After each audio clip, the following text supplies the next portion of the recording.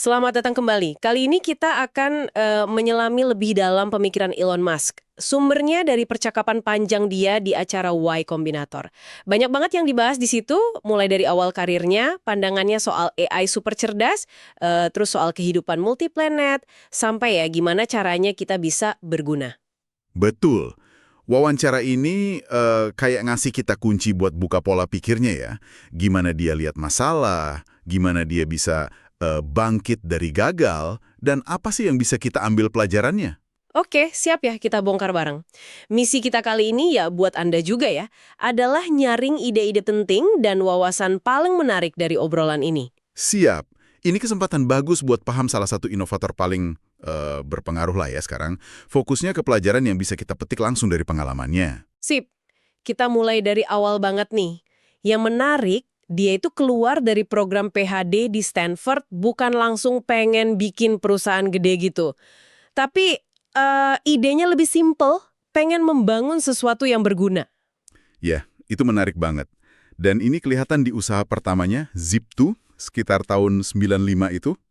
Gimana tuh ceritanya Zip2? Jadi, dia sama adiknya, Kimball, bikin direktori bisnis online pertama. Bayangin aja kayak gabungan peta, petunjuk arah, sama Yellow Pages, tapi di internet. Waktu itu internet masih baru banget. Pasti susah banget ya. Wah, parah. Mereka nulis kodenya sendiri. Tidur di kantor sewaan kecil di Palo Alto. Sewanya cuma $500 sebulan. Terus mandinya aja di YMCA. Serius? Iya. Malah ini lucu, mereka sampai harus ngebor lantai kantor. Buat apa itu ngebor lantai? Buat nyambungin kabel internet ke ISP yang ada di lantai bawahnya. Bener-bener mulai dari nol banget lah. Gila jujur perjuangannya ya. Tapi waktu itu niat utamanya emang mau bikin perusahaan atau ada dorongan lain? Nah, dari wawancara ini, kedengarannya dorongan awalnya itu lebih ke pengen ikut berkontribusi bangun internet itu sendiri. Dia cerita dia malah sempat coba ngelamar kerja di Netscape. Oh ya, Netscape yang raksasa itu? Iya. Dia kirim resume terus nongkrong di lobi kantornya. Tapi ngakunya terlalu malu buat ngomong sama siapa-siapa di sana. Terus gimana? Ya nggak dapat kerja. Justru karena itu, dia mikir oke deh, gue bikin software sendiri aja.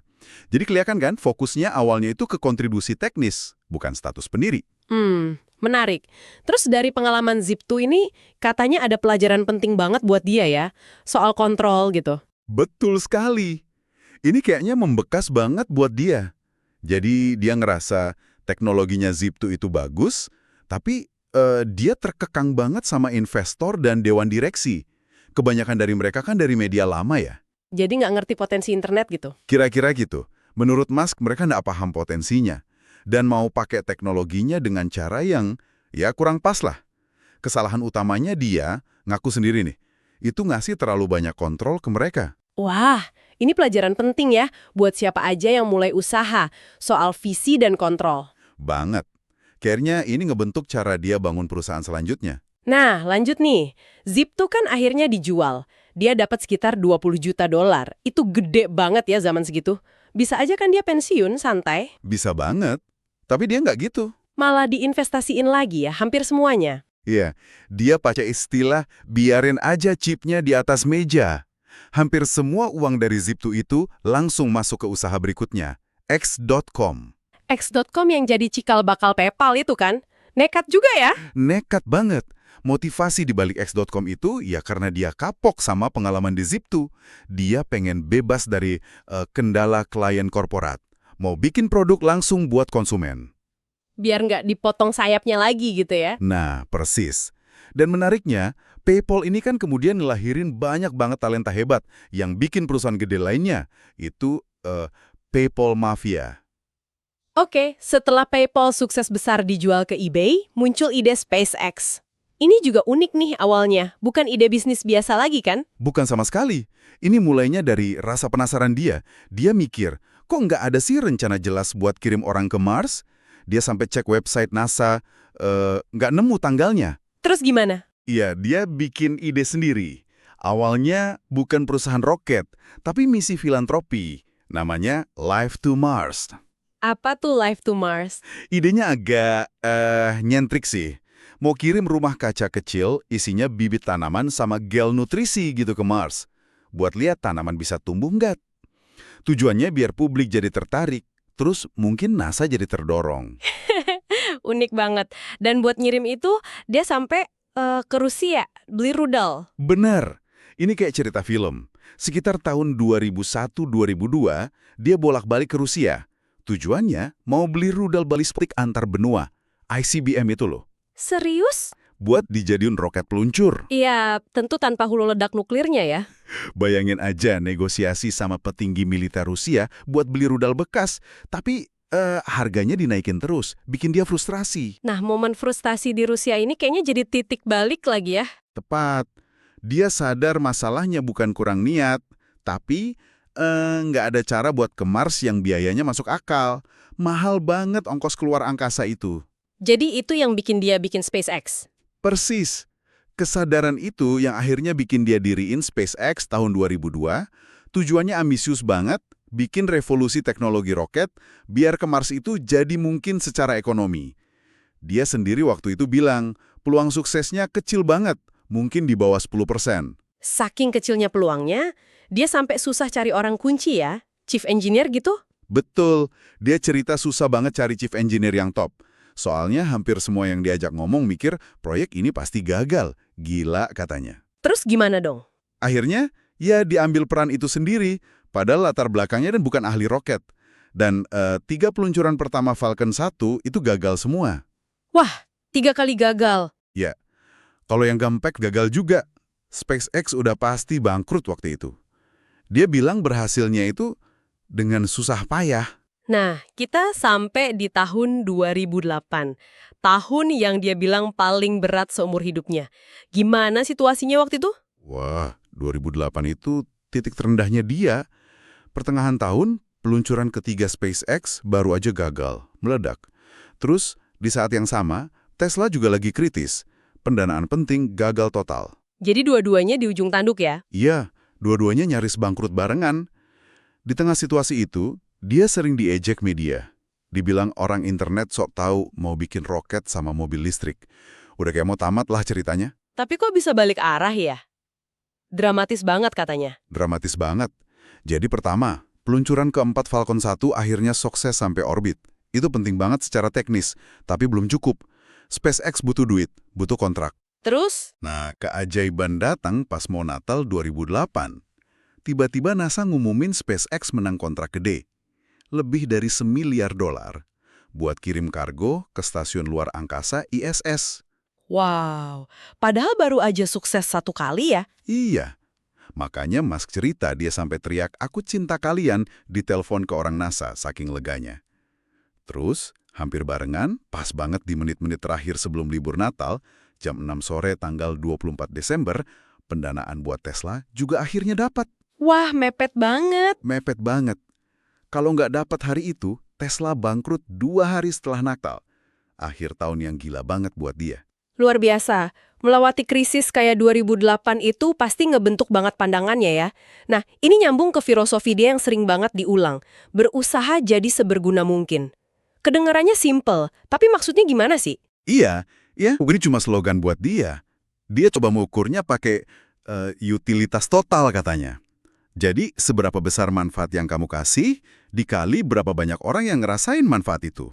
Fokusnya bukan cari pamor, tapi ngerjain sesuatu yang bener-bener ngebantu banyak orang. Oke.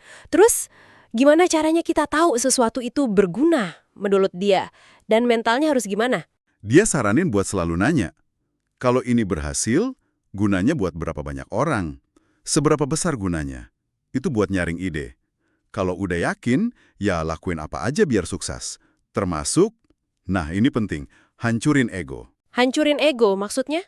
Iya, dia bilang rasio ego dibanding kemampuan itu harus dijaga rendah, di bawah 1. Kalau ego lebih gede dari kemampuan, kita jadi nggak bisa belajar dari kenyataan. Dia pakai analogi reinforcement learning di AI. Oh, yang AI belajar dari coba-coba itu ya? Betul. Kalau ego ketinggian, katanya, itu kayak ngerusak loop feedback belajarnya. Jadi nggak peka sama realita lagi. Menarik analoginya. Pilihan katanya juga gitu ya. Dia lebih suka istilah yang lebih membumi. Iya, dia lebih suka pakai istilah engineering daripada research. Terus lebih suka company daripada lab buat inisiatif kayak XAI. Alasannya, ya biar fokus ke hasil nyata, ke bikin sesuatu yang jalan di dunia asli, bukan cuma teori. Lebih rendah ego, lebih fokus implementasi. Prinsip lain yang dia sebut kekuatan super itu first principles thinking. Bisa dijelasin lagi nggak konsepnya? Dan gimana dia pakainya? Intinya itu kita bongkar masalah sampai ke fondasi paling dasar. Sampai ke kebenaran fundamental yang udah nggak bisa disederhanain lagi, kayak aksioma gitu. Terus bangun solusi dari situ. Jangan cuma pakai analogi, kayak, oh biasanya kan gini, atau dulu harganya segitu. Contohnya yang soal roket itu ya. Nah, itu contoh paling jelas. Kalau pakai analogi, kita lihat harga roket lama, terus mikir, roket baru pasti mahal juga. Kalau pakai first principles, kita tanya, roket itu bahannya apa aja sih? Aluminium, titanium, tembaga, karbon fiber, dan lain-lain. Terus dihitung biayanya. Iya, berapa berat tiap material, berapa harga material itu per kilo di pasaran. Kalau dijumlah semua, kita dapat batas bawah biaya teoretis bikin roket. Dan hasilnya gimana? Mengejutkan banget. Ternyata biaya material itu cuma sekitar 1-2% dari harga jual roket waktu itu. Ini langsung nunjukin kalau masalah utamanya bukan di bahan, tapi di proses bikinnya, operasinya, mungkin birokrasinya. Jadi kelihatan ada ruang buat nurunin harga gila-gilaan, bahkan sebelum mikirin roket bisa dipakai ulang. Dia juga kasih contoh baru kan pas bangun superkomputer buat XI. Targetnya gila tuh. 100.000 GPU H100 jalan bareng dalam 6 bulan. Padahal pemasok bilang butuh 1,5-2 tahun. Betul. Nah, daripada nyerah bilang nggak mungkin, mereka pecah masalahnya. Butuh gedung cepat, cari pabrik bekas aja. Mereka dapat bekas pabrik Electrolux. Butuh listrik gede banget, 150 megawatt. Tapi pasokan kurang. Sewa generator raksasa. Gila sewa generator. Iya, butuh pendingin ekstrim. Sewa pendingin mobile yang banyak banget. Dia klaim sampai 1/4 kapasitas AS. Terus listriknya kan nggak stabil tuh kalau beban AI naik turun. Jadi mereka pakai baterai Tesla Megapack sama software khusus buat stabilin. Belum lagi mikirin kabel jaringannya buat 100.000 unit itu. Kerjanya gimana tuh? 24 jam 7 hari seminggu, dibagi 4 shift. Musk sendiri cerita dia ikut masang kabel, terus tidur di lokasi.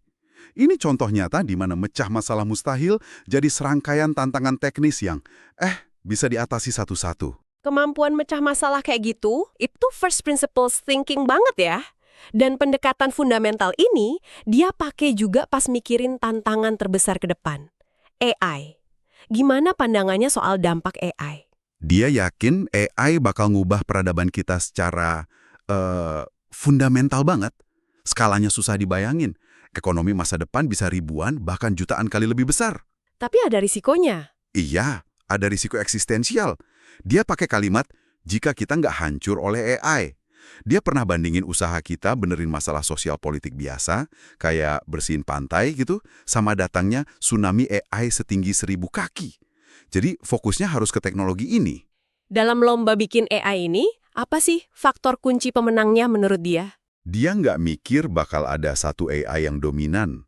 Kayaknya bakal ada beberapa, mungkin 5-10 AI super cerdas yang saingan. Nah, faktor penentunya itu, menurut dia, kombinasi dari talenta AI terbaik, skala komputasi, GPU, dan gimana cara pakainya, akses ke data training yang unik dan bagus, sama gimana cara AI itu didistribusikan ke pengguna. Soal data ini menarik. Katanya data buatan manusia udah mau habis dimakan AI ya? Iya, terutama data teks sama kode yang bagus di internet. Makanya perlu pakai data sintetis. Data yang dibikin AI buat ngelatih AI lain.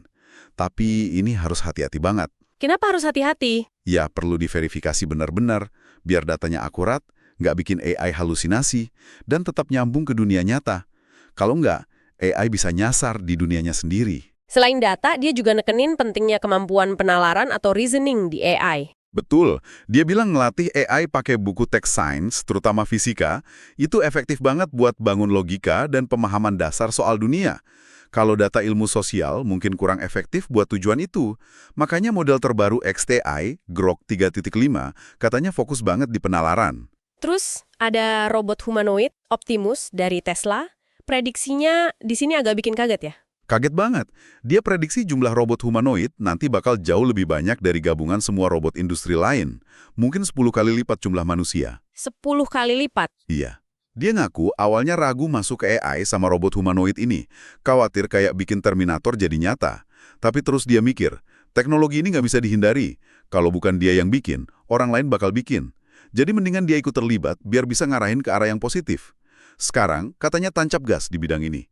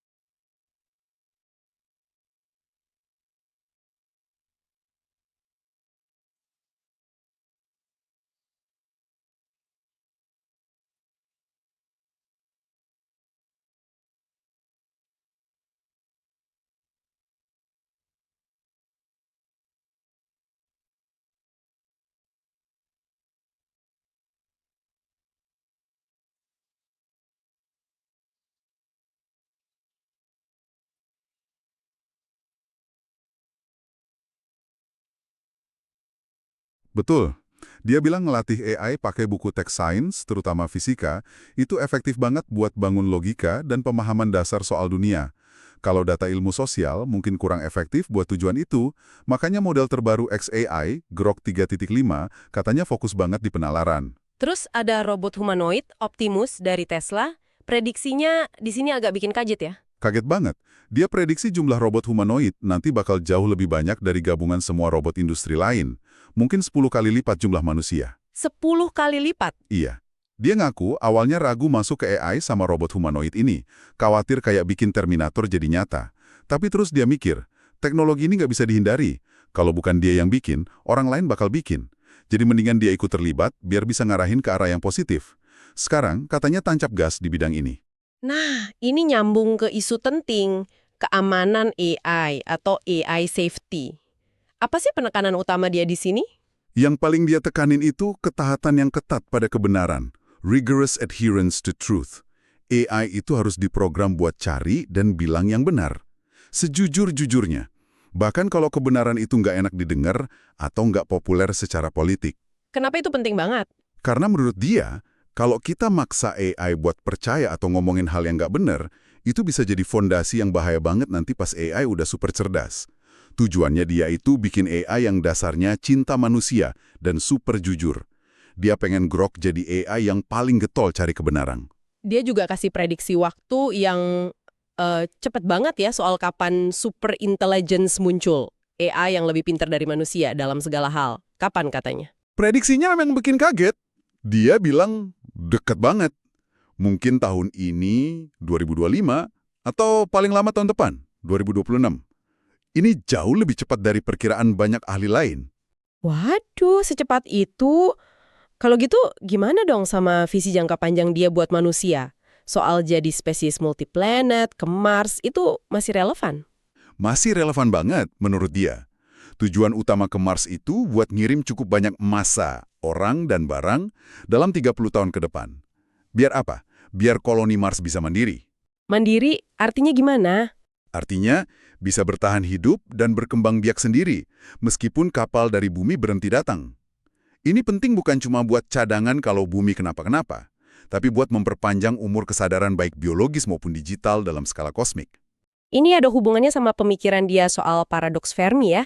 Kenapa kita belum ketemu alien itu? Iya, dia ngaku keganggu banget sama pertanyaan itu.